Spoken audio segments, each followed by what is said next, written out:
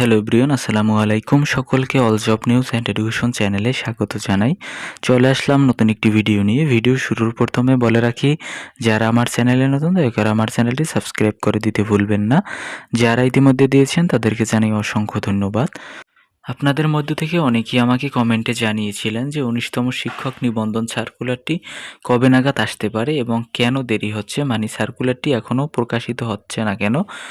তো এর বিষয়ে ২টি কারণ আছে। দেখেন, এর পিছনে নতুন যেহেতু চেয়ারম্যান নাই, আপনারা ইতিমধ্যে জেনেছেন বা এর পূর্বেও আমি ভিডিওতে বলেছি, এখন পর্যন্ত কিন্তু নতুন চেয়ারম্যান যোগদান করেননি।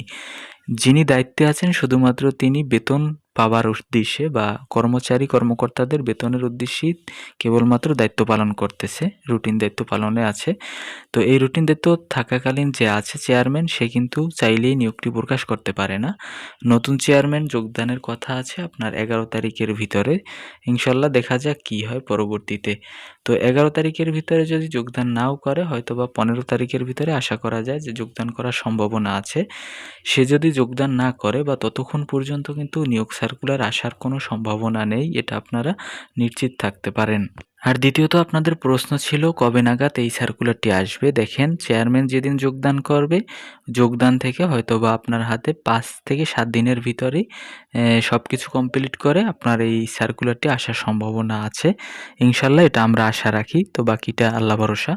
তো এই যেহেতু এখনও আপনারা সময়টা পাচ্ছেন, দেখেন এরপরে কিন্তু যেহেতু আপনার নিবন্ধন সার্কুলার কিন্তু সবই ঠিকঠাক আছে, মানে হচ্ছে আপনারা মানবন্টন জানেন, সিলেবাস জানেন। তো এই সময়ের ভিতরে যদি আপনি এখনও প্রস্তুতি সেরে না ফেলেন, কারণ হচ্ছে তখন কিন্তু সার্কুলার এসে গেলে তখন আপনার হাতে আর সময় দিবে না।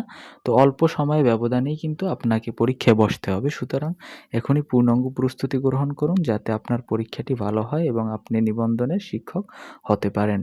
তো এই ছিল আজকের ভিডিও। দেখা হবে পরবর্তী কোনো ভিডিওতে। সঙ্গে থাকুন আমার চ্যানেলের।